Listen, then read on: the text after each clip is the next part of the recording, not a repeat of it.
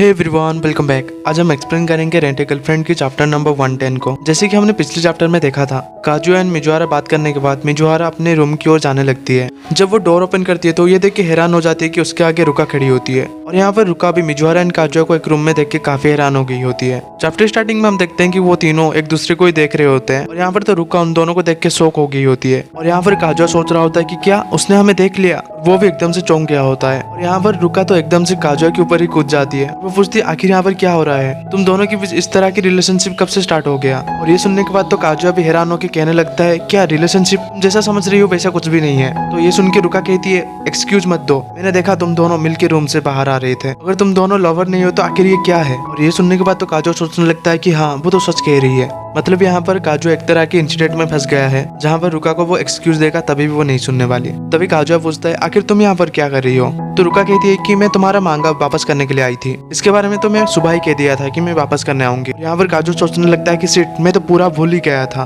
तभी हम देखते हैं कि मिजुहारा रुका से कहती है कि रुक जाओ रुका, हम इसके लिए बात कर सकते हैं। तभी हम देखते हैं कि रुका मिजुहारा के ऊपर भी काफी गुस्सा हो गई होती है और वो कहती है कि मिजुहारा तुम अपनी मुंह प्लीज बंद रखो। और वो कहती है कि मैं तुम्हारे ऊपर बिलीव करती थी और तुम्हारे ग्रैंडमा की वजह से ही मैं काजुया को तुमसे मिलने देती थी, तो आखिर ये सब तुम दोनों के बीच कब से स्टार्ट हो गया। और तभी रुका मिजुहारा की ओर एकदम से गुस्सा होकर चिल्लाने लगती है कि मैं अभी भी ये बिल्कुल समझ नहीं पाई। जिजुरू जो कि अभी एक रेंटल गर्लफ्रेंड है और रेंटल एजेंसी के लिए काम कर रही है, तो इसका मतलब वो अपनी प्राइवेट कॉन्टैक्ट किसी को भी नहीं दे सकती। तुम अपनी प्राइवेट कॉन्टैक्ट शेयर करना तुम्हें एजेंसी की तरफ से मना किया गया है, तो तुम आखिर कर क्या रही हो, क्या किसी की बॉयफ्रेंड को चुरा रही हो। और ये सुनने के बाद तो काजू यहाँ पर हैरान होकर सोच रहा होता है कि रुको एक सेकंड, मैं तुम्हारा बॉयफ्रेंड नहीं हूँ, ये तो हमारे ट्रायल चल रहा है ना। तभी मिजुहारा रुका की ओर देखते हुए कहती है कि इसका एक वजह है कि मैं अंदर थी।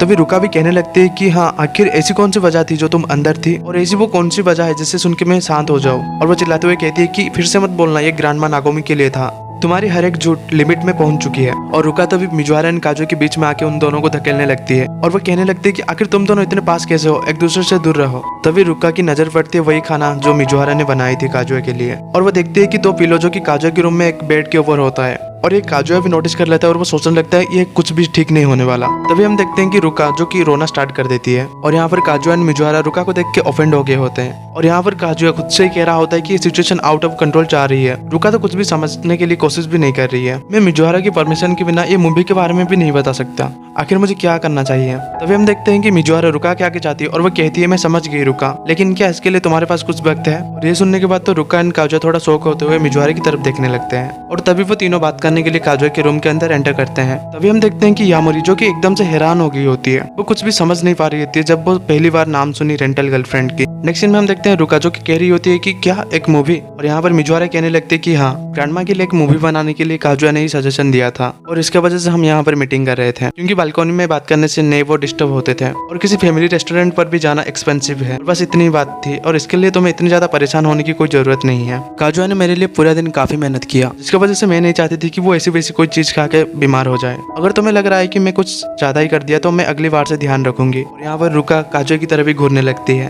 तभी काजू भी कहता है कि मुझे इसके लिए माफ कर देना रुका, मेरे वजह से तुम फिर से परेशान होगी। और मैं मिजुहारा को एक एक्ट्रेस की जैसे रिस्पेक्ट करता हूँ और तुम्हें मैं कहना चाहता हूँ कि मिजुहारा की ग्रैंडमा के पास ज्यादा वक्त नहीं है और जिसकी वजह से हम थोड़ा भी वक्त वेस्ट नहीं कर सकते, और बस इसी की वजह से मैं मिजुहारा की मदद करना चाहता हूँ। तभी हम देखते हैं कि रुका जो कि मिजुहारा की तरफ देख रही होती है और वो तभी कहती है कि हाँ ठीक है मैं समझ गई। और वो कहती है कि तो ऐसी बात है तो मुझे ये मूवी में हेल्प करने दो। और जब ये बात वो दोनों सुनते हैं वो दोनों तो एकदम से हैरान हो गए होते हैं। उन दोनों को कभी भी नहीं लगा था कि रुका को इसके बारे में पता चलेगा। और यहाँ पर तो रुका मूवी में पार्ट लेने के लिए खुद को ही अनाउंस कर लिया और यहाँ पर ये चैप्टर खत्म हो जाता है।